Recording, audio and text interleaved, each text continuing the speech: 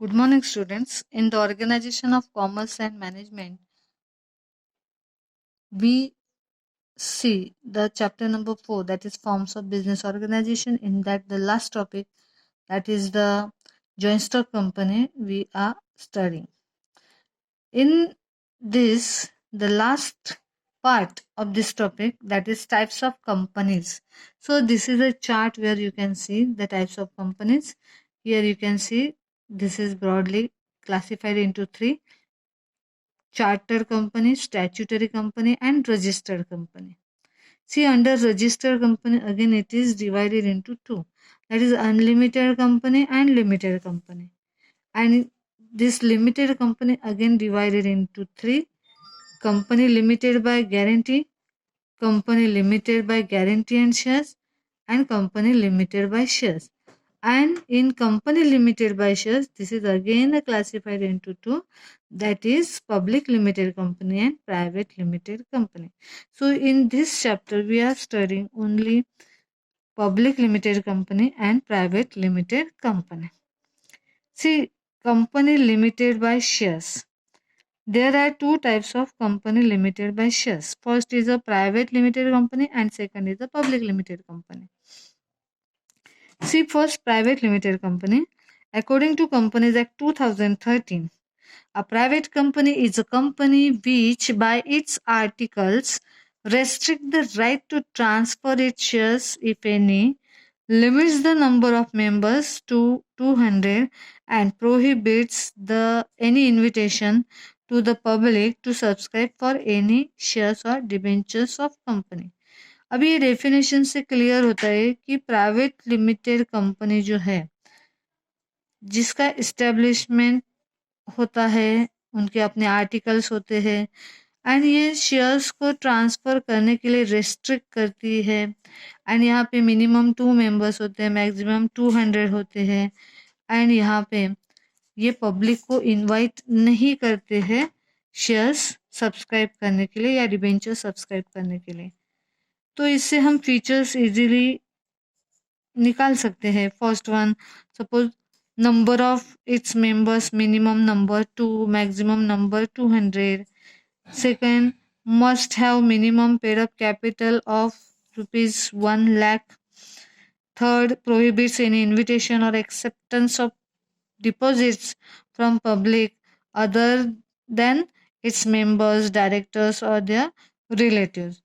Then ban on inviting to the public to subscribe for any share or debenture of the company. And fifth one, restrictions on the right of members to transfer its shares if any.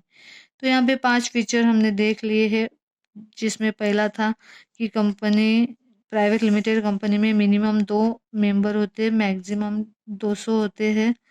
दूसरा है कि यहाँ पे minimum paid up capital होता है जिसका limit दिया है 1 लाख रुपये तक होता है, 1 लाख होता है. तीसरा हमने देखा कि वो पब्लिक को यहाँ पे अपन इनवाइट नहीं करती है टू परचेस शेयर्स और डिबेंचर्स. देन ना ही वो किसी डायरेक्टर या उनके रिलेटिव्स या मेंबर्स को इनवाइट करते हैं. एंड लास्ट में कि यहाँ पे जो भी शेयर्स ट्रांसफ़र होते हैं उस पर भी उन्होंने रेस्ट्रिक्शंस लगाए हुए हैं. So it is important that all the above said conditions should be in order to remain a private company. If any one of the condition is not fulfilled, the company shall be considered as a public company. So in this case of private company, it must add the words that is private limited at the end of its name. A private company may be a company limited by shares or a company limited by guarantee or an unlimited company. And here it must have at least 2 directors. तो ये सभी information private limited company की थी. यहाँ पे company के नाम के आगे प्राइवेट लिमिटेड करके लिखा होता है so that you can recognise this is a private company.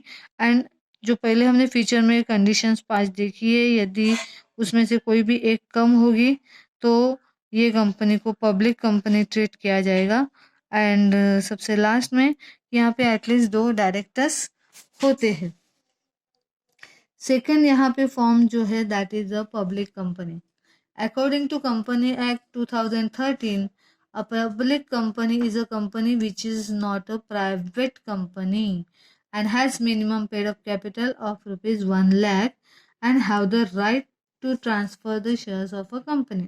तो पब्लिक कंपनी वो होती है जो कि कंपनी एक्ट 2013 के अंडर रजिस्टर्ड होती है एंड मीनिंग में दिया है जो प्राइवेट कंपनी नहीं है वो पब्लिक कंपनी है एंड इनका जो कैपिटल का लिमिटेशन दिया है वो 5 लाख का है। तो minimum paid up capital 5 lakh का होना चाहिए एंड यहाँ पे पब्लिक कंपनी मेंबर्स एंजॉय करते हैं ट्रांसफर द शेयर्स। अभी फीचर्स इससे क्या हमें दिखते हैं डेफिनेशन से। First one, there should be minimum 7 members. तो पब्लिक कंपनी के लिए 7 कम से कम मेंबर होने चाहिए। दूसरा है has a minimum paid up capital of ₹5 lakh और such higher paid up capital as may be prescribe. दूसरा जो है मिनिमम शेयर कैपिटल कितना होना चाहिए, तो 5 लाख का होना चाहिए या जितना भी प्रिस्क्राइब्ड है मेंशन किया हुआ है उतना पेड अप कैपिटल होना चाहिए। तीसरा है has no restrictions on the transfer of his shares. मतलब यहाँ पे इजीली और फ्रीली कंपनी के शेयर्स आप ट्रांसफर कर सकते हैं, कोई रेस्ट्रिक्शंस है नहीं। एंड चौथा है does not prohibit any invitation और एक्सेप्टेंस ऑफ डिपॉजिट। तो यहाँ पे आप किसी को प्रोहिबिट नहीं करते, मना नहीं करते हैं, आप पब्लिक को इनवाइट कर सकते हैं, उनकी डिपॉजिट एक्सेप्ट कर सकते हैं। So there are minimum 7 members required for formation of public company and there is no restrictions on the maximum number of members. The public limited company must have at least 3 directors. The public limited company has limited at the end of its name। तो यहाँ पे हमने देखा कि public limited company में 7 कम से कम members होने चाहिए एंड मैक्सिमम पे कोई लिमिट नहीं है एंड पब्लिक लिमिटेड कंपनी में एटलीस्ट 3 डायरेक्टर्स होने चाहिए एंड पब्लिक लिमिटेड कंपनी के नाम के पीछे लिमिटेड ऐसे वर्ड्स होने चाहिए। So this is all about the private limited company and public limited company. I hope you understood. Thank you.